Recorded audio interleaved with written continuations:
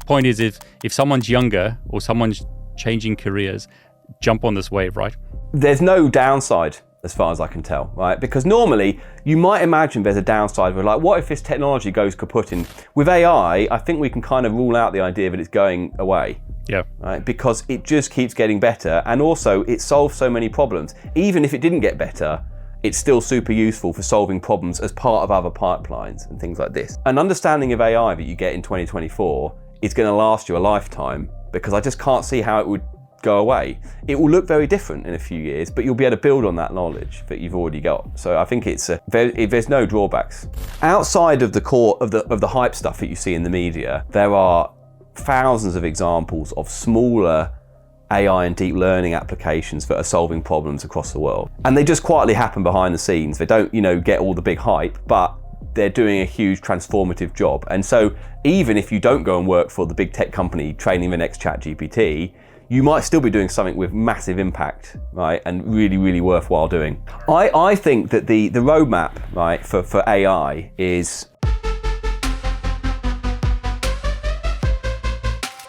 Hey everyone, it's David Bombal back with the amazing Dr. Mike Pound. Mike, welcome. Thanks for having me back. It's great to have you.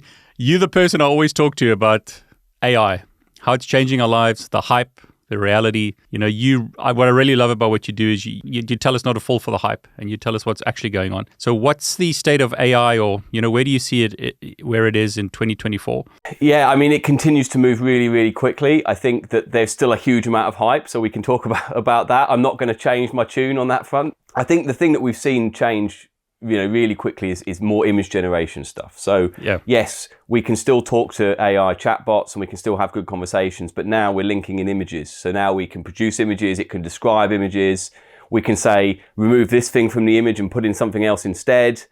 And these images are just getting better and better. So, we're fully into the area now where, you can't absolutely be sure that an image is real or fake now. Not always anyway. I've seen a lot of YouTubers use it really well for generating thumbnails, and I've been using it as well. It's amazing what it can do. Exactly like you said, just tell it like with a quick sentence. My daughter's been playing around with it, like create a hacker cat or whatever, a cute hacker cat, and then it creates this thing.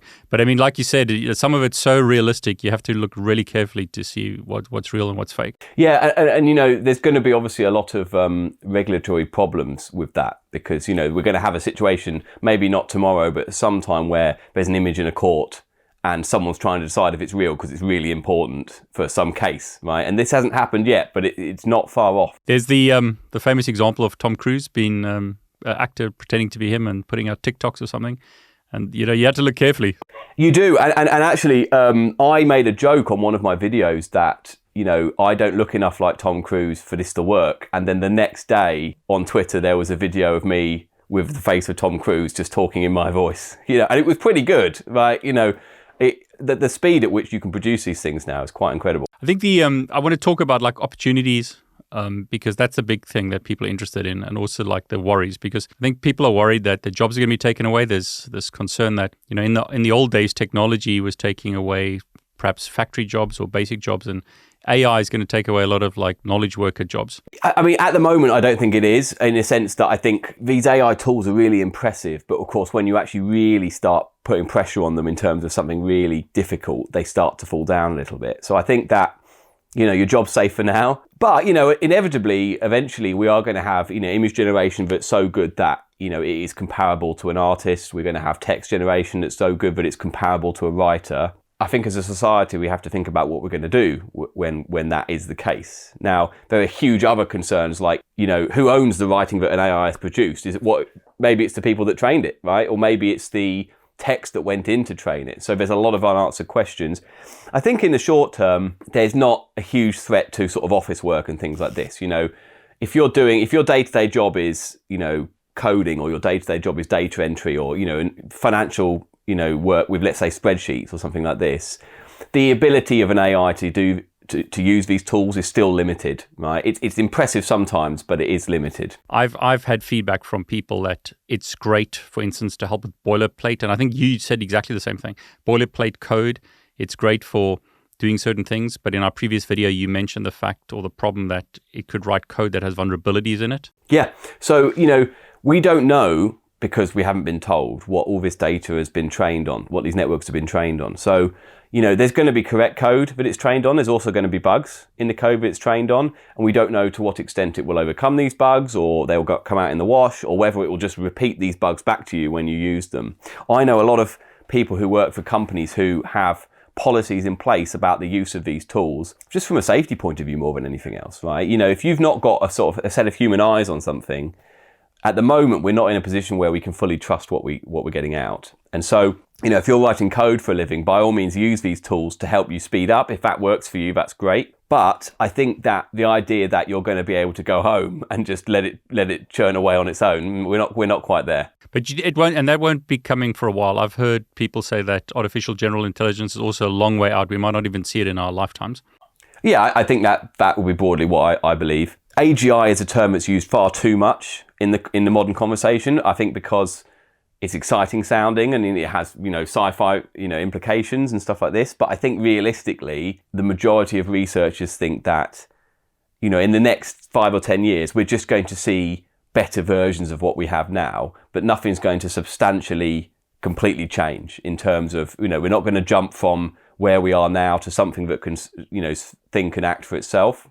We'll see if I'm proved wrong, but I'm pretty firmly a believer in that. So I think that we're just going to see much better chatbots and much better image generation. One thing that hopefully we'll see soon is more grounding in real data. So, when you can see this on Bing already. If you use Bing, it does a kind of web search and then injects that into its own prompt to try and give you better informed information. Now that sometimes works, it sometimes doesn't. But I think that grounding the output is a good idea, because at the moment you're just getting a kind of amalgamation of training data which might be out of date, right? Or it could be incorrect. Correct me if I'm wrong, but I see that the industry's kind of moved on a bit since we spoke as well.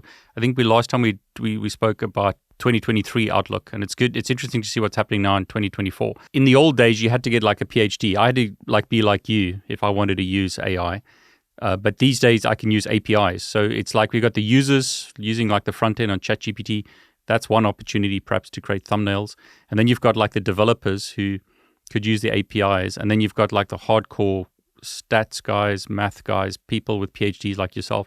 It seems like there's like 3 groups now, and there's a lot of opportunities in each of those. There's opportunities everywhere. Yes, you're absolutely right. So if you take, one of the terms that gets used a lot is these kind of foundation models, which is a model that is incredibly large. It's been trained basically by resources that most people don't have access to, so big tech companies. And you can deploy these models on subtasks without too much expertise, right? So a good example is the segment anything model, is a model where you point it at an image and it will just start picking out objects. Now, actually segmenting objects for many years has been a really difficult problem, but you can use this as part of your pipeline. You don't really have to know how the AI works to be able to use this tool. It's just run it in Python. It produces you some objects, and then you can decide which of those objects you want. Let's suppose you're writing a web app that, let's say picks people out of an image.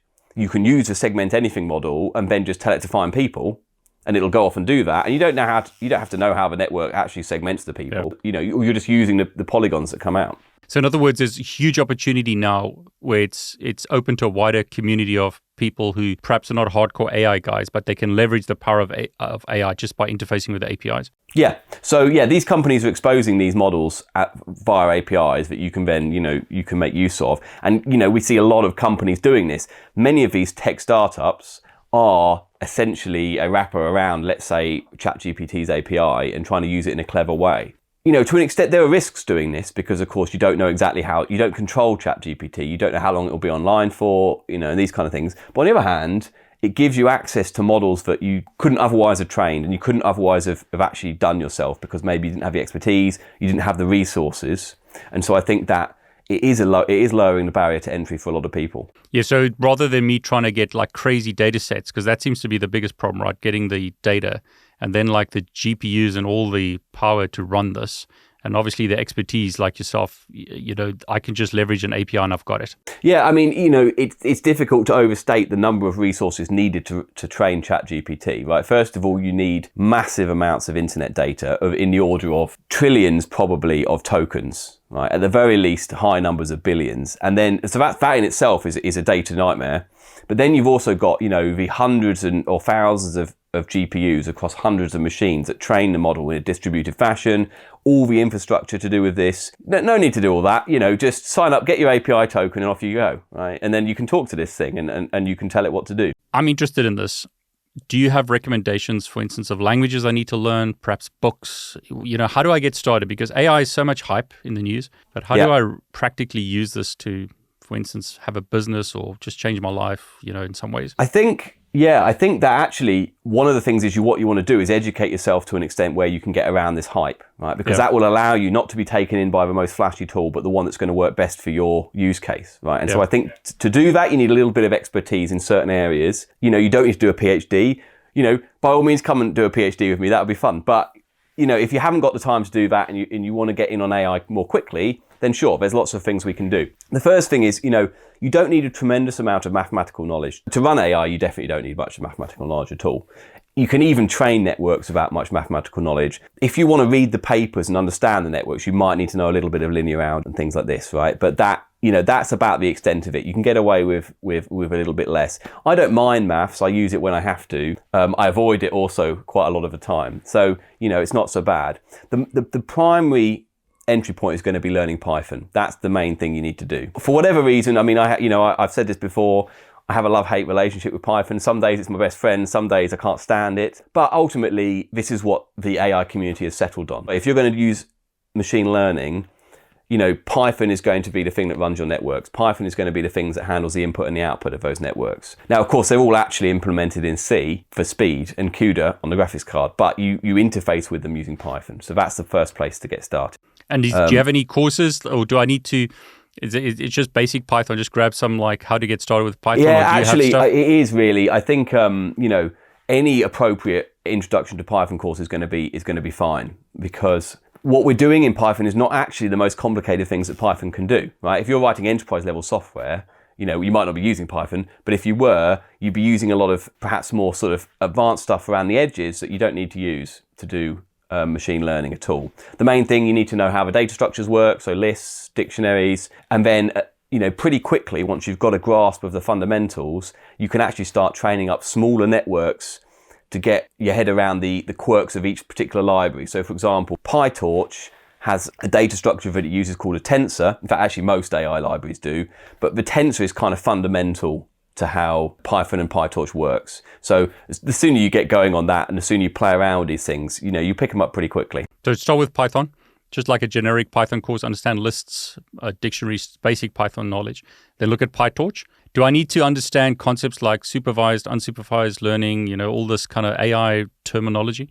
What I would say, so, to begin with, not necessarily, right? But what I would say is probably there is a nice progression, actually. Supervised learning is perhaps in some sense the simplest and the easiest to get your head around, mostly because actually still the majority of AI that we see, both in industry and in research, is supervised. It's supervised because that's the easiest one, right? You've got some data, you want it to perform that task, so you just throw the data in and you train it, and then we go from there. If you download code off, let's say, GitHub that has a neural network in it and it trains up something on some task, the chances are you'll be able to plug your data in and go. And you'll have to fiddle around with the data loaders a little bit, in a bit of Python there, but really that's the first thing you can do. Once you've done something like supervised learning, then you can move on to more complicated topics like unsupervised learning, weakly supervised. There's hundreds of subsets of different configurations that you could train with. And then, you could also start to familiarize yourself with these, large language models and these big networks that are trained using a hybrid of different approaches. Where do I learn PyTorch? Is there GitHub places where I can go? Yeah, so there's loads of courses, but actually the PyTorch GitHub, the examples, and the PyTorch tutorials, those are actually really good resources. There's a couple of tutorials at the beginning of the PyTorch tutorial set, which is sort of things like tensors, auto differentiation, so it's AutoGrad framework. It's worth working through these because you'll just get a feel for what's going on under the hood. So actually PyTorch does a lot of stuff behind the scenes that you don't see. And if you kind of skip over that, you'll get it running fine, but you might not necessarily understand what's going on. But I think if you have in the back of your mind what it's doing, it actually does make it quite a bit easier to use. So just for everyone who's watching, I've linked a video below. Mike did a great example showing us how to use code that he's used or created and how to like work with images and do some interesting stuff. So I've linked that video below if you want to learn. I'll also put links to PyTorch below. So if you want to learn that. What about last time you recommended, like Andrew has got a course on Coursera that teaches the basics of, should I do that? Yeah, so I think that, so Coursera, I think, costs more than it used to, right? So that's a choice that people have to make. I think you can do it for free still, can't you? I think you can, at least briefly, right, if you're quick. Yeah, I think I still do recommend that course. I think that course is, there's two courses really. There's the machine learning one and there's the deep learning specialization. Now, actually, I'm a big proponent of I recommend often doing the initial introduction to machine learning course because I think it teaches more of the fundamentals that you can't pick up through just having a go. Things like what does the learning rate do and what effect does it have on the training of the network? And what happens if your network doesn't train? What do you do in that situation? Going from machine learning to deep learning is actually not that big a leap at all, right? They're very similar concepts. They're trained in much the same way. It's those initial machine learning concepts that are going to take a little bit of time to get your head around. So that's a good course. There are plenty of courses on all of the online learning platforms in similar things. But I certainly think if you're taking a course that's talking about learning rates, how to train, the training process, how you prepare data, those are the kind of things that are really worth learning. I think we need to convince you to create a course. Yeah, I mean, when I find some time, I'll have a go. I sometimes do think about that. Yeah, I think it would be quite good because I spend a lot of time teaching these topics to a lot of people. It would be easy if I'd have just pre-recorded myself. I could just say, go over and watch that and then come and talk to me afterwards. That'd be great. Yeah, we're going to, so everyone please vote below, put your comments below if you want Mike to create a Udemy course or some kind of online course where we can all learn from him. Now, I really appreciate you sharing this, Mike, and it's overwhelming and you've been doing this for a long time. And like I said, you separate like all the hype from actually what's reality. So for what it's worth, it's overwhelming to people working in AI as well, right? Because there's so many papers. I mean, we just submitted a paper to a conference where I think submission about 12,000. I mean, that 10 years ago, there were not that many papers in computer vision almost across the world in a whole year. And we're talking now about one conference. The amount of, and the speed at which all this stuff is happening. And sometimes papers are small improvements and incremental improvements and are not changing any, much. But sometimes, there's big things coming around. In graphics, we've got these new static Gaussians, we've got neural radiance fields. These things didn't exist a couple of years ago. And now we have to learn what they are as well, and so it is overwhelming, but I think also it can be exciting, right? If you're willing to delve in and read some of these things, there's loads of resources to explain all of these topics. You don't have to necessarily read the maths in the original paper if you don't want to. I think it's like when there's a shift in technology, it opens up a lot of opportunities for anyone who's willing to jump in, right? Yeah, absolutely. I mean, I think it's like, when Web 2 came along, right, it was the same kind of idea. I think there is a lot of opportunity. And actually, I know plenty of people who are working in AI who don't have, a PhD in AI. They just got sufficient amount of base level knowledge that they could get in on the ground floor and work their way up. And then, you learn these things as you go as well. Most of what I've learned about artificial intelligence, I've learned by doing it, in my research, rather than just reading tutorials and things like that. So I think you get yourself that base level of knowledge and then pretty quickly you're ready to go and you can start training things and you will learn quickly if you just, keep training these models. Do you think there's going to be a shift towards like domain-specific AIs where it's like an AI for cybersecurity, an AI for networking, an AI for XYZ technology? I think that, in a way I hope there will be actually, because I think that the things like chatgpt and these large language models, they're very interesting and they're very fun, but actually I find them quite hard to apply to my own research because my own research is kind of specific, right? I'm often looking at a medical image and trying to work out what shape that thing is, and chatgpt doesn't know because it's never looked at that kind of thing before. And so actually it's much easier for me simply to just train my own thing to do it, right, and ignore the large language model. I think that foundational models or big models trained in specific areas such as segment anything, they're more tailored to a specific task. They're slightly less catch-all, and that means you might have a chance of being able to control them in a way that's helpful to you. So I hope it goes that way. At the moment, I have fun playing with these tools, but for the majority of the time, I don't use them because I've got my own models that I've trained up. Mike, what's segment anything? Segment anything is a really interesting, should we say, foundational or large model that's been released by Meta. It's kind of transformative in the segmentation space. Segmentation prior to that has always been a supervised task. That is, you basically, pretty much. So you give it a bunch of labeled regions in a load of images, and it learns to label those regions back. So you might use it, for example, for labeling, products as you're walking around a shop or something like this. Now, Segment Anything is a tool that just segments all the things it can see in a scene and gives them labels as to what it thinks they are. But you can also prime it with points or boxes or text to say, I want you to find all the footballs, or I want you to find all of the laptops, and it will go off and segment them for you. Now, it's not perfect because it's a very general model. It may underperform a very, very specific model trained on a very specific task. But of course, you didn't have to train it, did you? You just run the thing and it's done it all for you. So I've already started seeing papers that are using Segment Anything as part of their pipeline. Right? They build in, just segment everything first, get rid of the things we don't want, and then we've got some useful data already and we haven't trained anything at all. So it's with images, right? It can pull stuff out of an image. Yeah.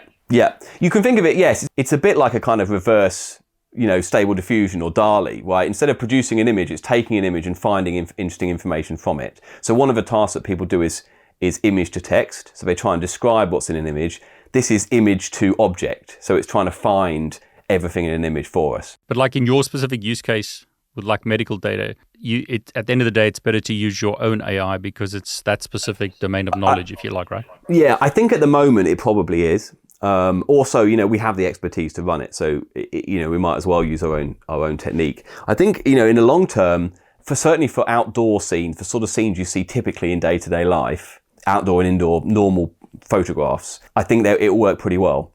And it might not find everything, but it will find everything pretty quickly for you. For medical images or super specific data sets, you might find you have to train your own specific AI. But what you could do, for example, is you could use something like Segment Anything or a less powerful, a network that gets you the gist of what's going on to start that annotation process for you. So actually it can be used sort of with you in the loop to get data really, really quickly. So from a jobs point of view, or like, I'm just trying to think, how can I use AI to put me in a different league, like job-wise or, just in general use? Loads and loads of companies are using AI right now. Yeah. Some of them are going to be working on financial data. Some of them are going to be working on networking and security data. Some of them are going to be working on image data. It will depend on the company. Going to be dozens of job types under that umbrella term. So there'll be people actually engineering the networks themselves. There may not be anyone in a company that does that because they may be using off-the-shelf networks. And then there are going to be people who are interested in the data and the storing of the data and moving the data around, your site. And then there are people controlling the cluster and the GPUs and training the data. And there are people who are providing a web interface on the front of the data. So, front of the network. So I think whatever your expertise is, there's a place in that pipeline for you, right? And, if you have some understanding of AI, that's going to make it a lot easier because ultimately that's what's actually running under the hood. So Andrew's course, I think, is an absolute recommendation for anyone who's technical in any capacity, right? Because it gives you good understanding, and then you can take that knowledge.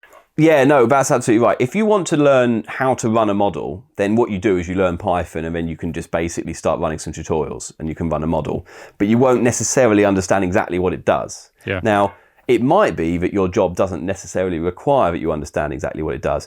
But I suppose what I would say is at some point it's not going to work, right? At some point you're going to train it up and it's not going to work and you're going to need to know why. And so some expertise in AI, that's where that will help, and it will go, okay, so it's doing this. That means that we need to increase the learning rate, or that means we need to increase the amount of data we've got. Andrew Ng's machine learning course and similar courses are that starting point that gets you that AI knowledge, right? So knowledge on things like, when you actually train, what actually happens, right? What happens to your loss as it goes down? And is it good that it's doing that? And how can we monitor this and make sure it's working correctly? There is a bit of maths, right? So if you're absolutely not okay with doing maths, then I would suggest a more practical kind of PyTorch course that just teaches you sort of the fundamentals of running the network without really obsessing too much about exactly how they're trained. Bearing in mind, you can always pick that up later, right? It might be easier in some sense to learn the mathematics behind a deep network after you've been training them for a year and you understand exactly how they work. So, there is that angle you could take as well.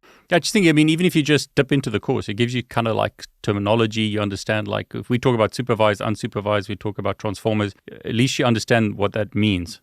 Because if you're totally new to this, it means nothing, right? Sorry, go on.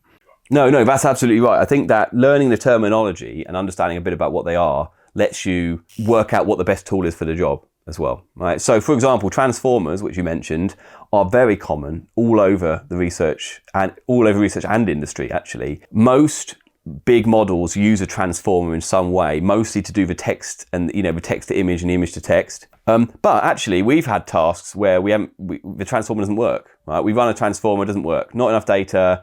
The problem is different. It doesn't work. But we have other things we can use as well, right? Because we know what they are. So I think understanding a bit about these different technologies will mean you apply the best one for the job. Because sometimes, these big models are overkill for what you need. Actually, you need to just detect something in some object, some image. Your image is very consistent. The same picture gets taken every day. Nothing changes.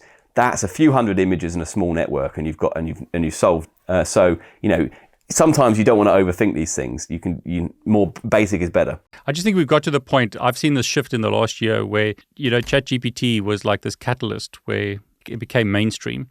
But since that time, I've seen TikToks, I've seen Instagram videos, I've seen YouTube videos where it's totally AI generated. You can see it's an AI voice, it's an AI image. So this stuff's getting applied more and more in a lot of places. I think the days of like ignoring AI are over. You have to get involved at some point. Would you agree with that? Yeah, no, I work in AI, so I'd love everyone to do that too, right? But I think it's so general now, right? It is. So, most people that are using AI that we see in the media and, on TikTok and social media and so on, most of them are just running it, right? They're running it without too much of a concern for how it works. I think you put yourself in a really strong position if you just know a little bit about how it works as well. And particularly because at some point, someone's going to present you with an image and say, this was AI or this wasn't AI, and isn't this amazing? And the hype stuff is going to start to come up and you can go, hang on a minute, I'm not sure about that. I don't think that was done in that way. And, I don't think that's quite as impressive as you think, or maybe it is. But I think, that understanding really, really helps. And so I think you don't need to be able to write your own transformer paper. I think just understanding a little bit about how they work and why they've been designed that way is a super useful thing to do. And then, you can get on the AI, you can get with the AI and you can start using it. Right? You can use these things as well. I think for like someone who's like not technical perhaps, and I hate to break it up, but I see like I mentioned in the beginning, like three groups: people who are perhaps not technical but can interact with an AI and learn how to leverage an AI just by talking to ChatGPT. But that's like the beginning, right? And then you want to go to the APIs and you want to use Python and understand it. And then the third is like going and actually understanding more and more. And the opportunities are in all three places, but you're going to be in a much better place, I think, if you're like in the second group where you're a programmer or someone interfacing with an API, or like in your position where you're actually doing much more with AI.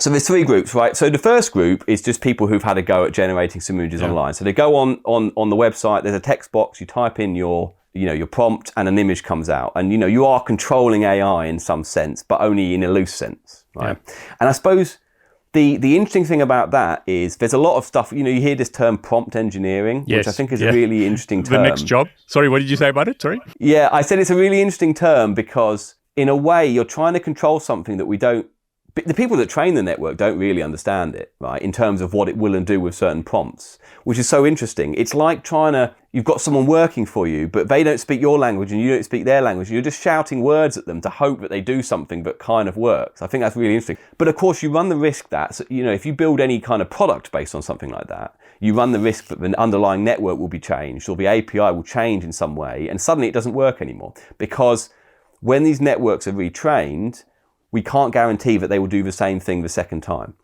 Some understanding of how these networks work lets you, control for that a little bit, and you can be a bit more sure that what you do is going to be predictable. So perhaps the next level up would be someone who's, using the API and is perhaps doing something. So, for example, something that companies often do is they will prime a chatbot with some text that allows you to control exactly what it says. So let's imagine a hypothetical situation where I want to write a tech support, but I don't want to pay anyone to do tech support. So what I'm going to do is I'm going to write all the answers for tech support into the chatbot so it has that information and then let it do my tech support for me. Now, that might work quite well at first, right? Because as long as people ask simple questions that you've just given it the answers to, it will produce lovely answers for those things. But if they ask, what are your opinions on, this conflict that's going on across the world? Or what's your opinions on really political hot topics, or what are the instructions for bomb making, it might tell you those things because those are still in the original training set, right? So you have to be quite careful if you're going to create a business that's based on hoping that one of these large language models will act exactly how you think. Right? So that's a really interesting problem that's not been solved yet, and we'll be seeing people hopefully addressing over the next few years.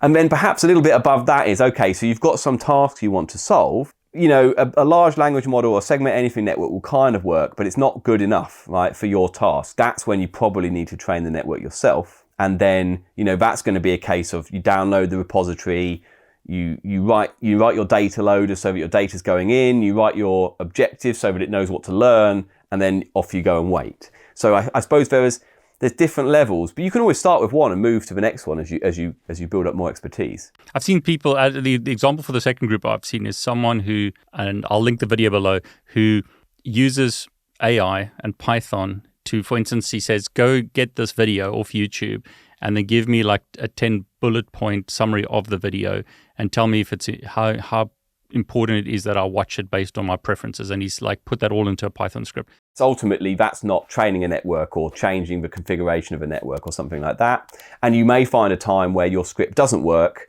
because something's changed in the video or the network that means that no longer functions. In a way, it's a bit like using any programming library. If they deprecate a feature and change it, you're going to have to change your code base to reflect those changes. Otherwise, your code won't work. And so it's kind of a similar deal, except perhaps that the pace of change is very, very rapid.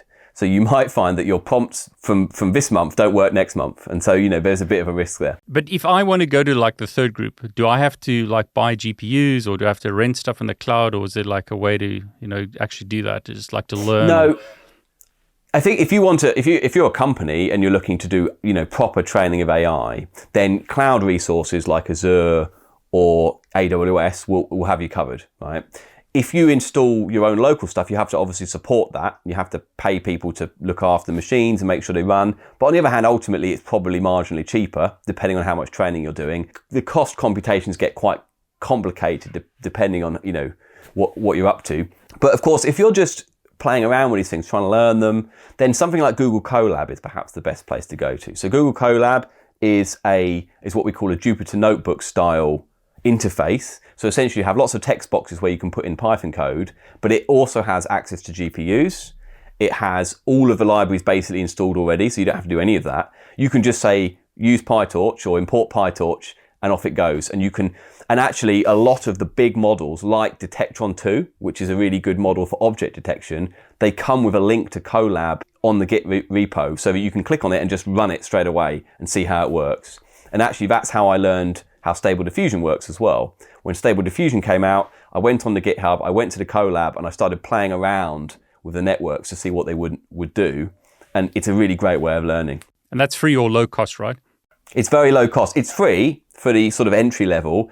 You'll just find that if you get overexcited and you use it a bit, you might have to wait for a GPU, right? So, you can pay, I want to say it's about £8 or £9 a month, British pounds, for a monthly access, which gets you pretty much, all the access to a GPU you could need, unless you're some sort of ridiculous power user. But, there are lots of tiered pricing models. But I think it's a good place to get started because you may end up not using Colab in the long term. You may have your own systems or you might use proper cloud compute. But I think for just running things and trying them out, it's a great place to go. I mean, that's where I wrote my demo. And I've actually written other demos as well in Colab because I know that when a student clicks on that, they're going to get access to the code they can run, which is reassuring. So for everyone who's watching, once again, I've linked a video below where Mike actually demonstrates this stuff. I'm asking all the questions that I'm hoping a lot of you are thinking about. So I know the answers already, but that video is linked below. Great demo. So Mike, again, thanks for sharing that. Another question that always comes up is books. Do you have any recommended books or study resources apart from like going to the PyTorch and GitHub? And I'm a big fan of any not too long introduction to Python and PyTorch, right? Yes, the problem is if you buy, so Yoshua Bengio and his colleagues wrote this incredible book called Deep Learning. Right? Now, by all means, get that book. I own a copy, but it's a big read, right? And there's a whole section on reinforcement learning. There's a whole section on supervised, and they'll be there for weeks. So if you need a really good reference for one specific area that you're looking to go into, then sure. Right? If you're looking to pick up PyTorch and run some stuff, then really what you need is a book that will get you there quicker. And I think that's something that teaches you Python, teaches you the fundamentals of how PyTorch works, things like data loaders, the training loop, right, which takes a bit of getting your head around the first time, and how it trains the network, things like this. That's the place to go. So there are a few books that we can link to that have, but are like not too high a barrier to entry, I think. And that's where I would start. That's great. I'll link those books below. So if anyone wants to get them, I'll just be aware I'll use a Amazon affiliate link. So thanks if you want to support me, but I'll put those links below. Yeah, Mike, and thanks for sharing that, because it's, some people learn by doing, some people like watching videos, some people like reading. So this gives us a whole bunch of resources. Now, another question. You train or teach a lot of people at university, and a lot of them are perhaps beginners. So talk to people who are starting out or people who are changing careers. And it might be a bit of a nasty question, but like even advising yourself, what would you advise yourself to do in 2024? Is like jump into AI as soon as you can, do computer science, or what would you advise if you're like talking to your younger self? I mean, I spend my entire life telling people to do computer science, and I will continue telling them that until either I retire or I die. One of the two things. I love telling people about computers, and AI is just one of the cool things you can do. You don't have to do AI, right? But for the sake of this video, you absolutely do have to do AI. And I think what I would say is, so actually, as an example, I recently took up the drums just for a bit of a laugh. I wanted to be good at the drums. And I was absolutely hopeless at them, but I kept doing it about an hour a day, and now I'm actually not bad, right? And I think actually it's similar with everything, right? Like with AI, I have students that come to me for, let's say, project work. So that's in the final year of university, where you basically do a sustained period of work and then you write up a large dissertation, right? Or, big essay, essentially. But you have to produce some software or something that works. And obviously I mostly supervise AI projects. And so these are students who are decent at, computer science, but maybe haven't done any AI before at all. And within a few weeks, they're training networks. And within a few months, they've got proper tools going, and it's really, really impressive. It isn't quite as much work as you think, right? Yes, becoming a sort of PhD expert will take you some number of years. But I think to get a baseline level of AI knowledge is only a few weeks and months, really. I'm also a big fan of learning by doing, but I do think that just clicking run on a Colab notebook isn't quite enough. You need to have a little bit of video intuition or a little bit of reading just to make sure you understand what's going on under the hood. But it's not as much work as you think. I love that. It's really motivational because, people look at this, or I think a lot of people would look at this and think it's like a huge mountain. How many years of experience have you got? I mean, and all these, degrees and stuff, PhD, I can't do that. And I'm glad that you're saying it's not as difficult as that. No, I think doing a PhD is a very different set of skills. So for example, one of the things that I can do quite well, because I've had a lot of training, is learn new things very, very quickly. So if a new paper comes along with a new kind of network, I can pick that up within an hour or so and know what's going on and what's good about it and what's not good about it. And that's useful for my job because that is basically what my job is, right? But actually, if you're working for industry, that's less of a concern perhaps. You want to be keeping an eye on what's coming along, but actually a lot of it is you've got some product to deliver and it's going to use AI. How do we go about doing that? And so there's a sort of set of steps that everyone's going to do in that situation. Learning those steps doesn't require that many years. It's just something that you start off, you get that baseline knowledge, and then you can learn on the job. So like you've been saying, and a lot of people say, start with Python. If you haven't learned Python already, you need to learn Python in 2024. Learn PyTorch. Go and look at Andrew's course on Coursera if you want to get like an understanding of AI. But if you just want to jump straight into it, PyTorch is a great way to get started. But you need Python as your beginner. You absolutely need Python. PyTorch, so there are other libraries. You could use TensorFlow, for example. But my experience at the moment is that the sort of the momentum of the research community and industry is behind PyTorch as of today. Now, of course, we don't know what will happen a year from now. Some new fancy product comes along, we all get overexcited. But at the moment, PyTorch has got a huge number of repositories, a huge number of tutorials, huge amounts of help. If you read a paper that does something cool, like detects objects that you wanted to detect, there's chances are there's a GitHub repo that implements that paper and you can kind of run it. And in doing so, then learn how it works, right? And put yourself in that code and fiddle about with it and see what happens when you change some of the configuration. Yeah, what I would say is I think at the moment, because there's so much hype around AI, there's perhaps a tendency for people to leap into the shallow end of AI really, really quickly. So that is things like prompt engineering, just running models, look all this AI I can do. And that's a great place to start. But I would quickly advise people just try and get a little bit more of a feeling of what's going on underneath, because then you're better skilled when those things change and adapting to those things, right? And also, for what it's worth, I think it's a really fun place to work. There's a great community around AI. It moves very fast, but the core concepts don't move as quickly, right? So, supervised versus unsupervised learning is still the same as it was before, pretty much. And so, you can learn these topics and they'll keep you going for a good number of years while you can work on the other faster moving topics. But I also think it's just money, right? I mean, a lot of people obviously want to get paid well for doing this, and jobs pay really well. Yeah, they do. I mean, it's a constant complaint in academia because, all the best students, off they go, right? They pay really, really well. And obviously it depends on the job. Like, if you've sort of self-trained, you aren't going to be able to jump into a top AI job straight away. I mean, maybe, I guess, if you can really prove yourself, don't rule it out. But you can move up quickly, right? If you show your potential and you learn these techniques. If you obviously have a PhD, you've got a set of skills already there written down on paper, so it's perhaps a bit easier. But I don't think it's out of the question for anyone to do this, right? I think you just have to. It's just like any job. You don't start at the top managing. You start somewhere at the bottom, but you pick up the topics and you get better at it. And and they all pay pretty well. I always advise people to ride the waves. I mean, you and I have been around the block a few times, and in tech I've ridden quite a few waves, like voice over IP going back many, many years, opened a lot of doors.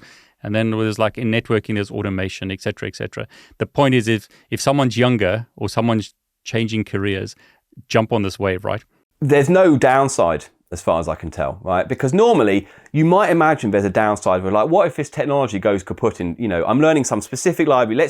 I'm going to pick a bad example, but let's say you're a JavaScript programmer and you want to learn React, right? Now, React's great, but it might not exist in 5 years' time, right? It might not. Let's not, this is not a prediction. Now, I've got a really good example. I learned OpenFlow and that was hot for like a while and then it just died. Sorry, go on. Exactly. You can't rule it out absolutely. With AI, I think we can kind of rule out the idea that it's going away. Yeah. Right? Because it just keeps getting better. And also, it solves so many problems. Even if it didn't get better, it's still super useful for solving problems as part of other pipelines and things like this. An understanding of AI that you get in 2024 is going to last you a lifetime, because I just can't see how it would go away. It will look very different in a few years, but you'll be able to build on that knowledge that you've already got. So I think there's no drawbacks. I love that, because it's, like some technologies, it's a solution trying to find a problem. But like you've said here, there's so many problems already being solved by AI. Outside of the core of the hype stuff that you see in the media, there are thousands of examples of smaller AI and deep learning applications that are solving problems across the world, right? And they just quietly happen behind the scenes. They don't, get all the big hype, but they're doing a huge transformative job. And so even if you don't go and work for the big tech company training the next chatgpt, you might still be doing something with massive impact, right? And really, really worthwhile doing. I think that the roadmap, right, for AI is a smidgen of maths dotted throughout, right? But I'm not going to mention it. Is learn Python, learn PyTorch. You could use another library if you want, but I recommend PyTorch. Get a supervised model going. So supervise some learning, right? So get your data set. It doesn't matter what it is. It can be a public one that already exists. It can be something you went out and shot on your phone. It doesn't matter at all. And train a supervised model that solves that problem. And you're already a good chunk of the way there now, right? And then you can start making the problems a little bit more complicated, or you can move from a simple classification problem to maybe a segmentation problem or something like this. That's, I think, the right way forward. I wouldn't start with anything other than supervised learning, because it's the most intuitive, right? You give examples, you learn from those examples. And once you've done that, you also have seen all the PyTorch you really need for all the more complicated examples. They just have more code, right? That's the difference. It's still the same stuff. Mike, I really want to thank you for sharing. As always, you separate the hype from like the reality and give people hope, because that's always one of the worries I hear from a lot of people is, like, if I'm 18, why would I bother even learning tech, going to do computer science, because AI is going to eat all my jobs? I really appreciate you giving us hope with that. Yeah, it won't, right? And particularly if you know about AI, right, there's always going to be a need for this. I think that Whether or not something will take someone's job is something for a government to worry about. I'm not particularly worried about it at the moment on behalf of everyone else, at all. I train AI. I'm hoping that I still have a job soon. We will see. If you keep inviting me back as an associate prof, we shall see. But I think that it's an exciting time. It is overwhelming, but actually there's a huge opportunity and it is really fun. So, you start training. There's nothing actually I find more satisfying than when you train that network and it actually does what you asked it to do. That's super cool when that happens. Even though it's ultimately just Python code you're running, when it actually works and you see that output, it is good. And you don't actually understand how it's got there, right? Because you're just giving it data and you're teaching it. No, you don't understand it's essentially a really complicated function that has done something clever. We sort of have a gist we have an intuition as to what it's doing, but ultimately we don't really know what it does. But actually I've stopped worrying about that a little bit. If it works well, I'm kind of okay with it. I love it.